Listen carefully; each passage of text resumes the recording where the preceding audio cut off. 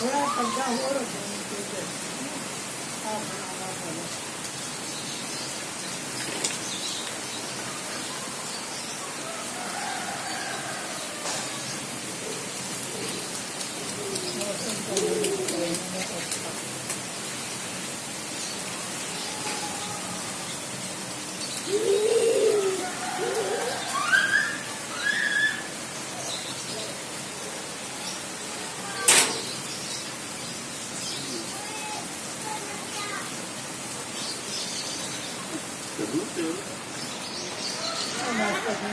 मेरी फोटो बनाओ, फोटो नहीं बनी। मेरी वीडियो बनाओ।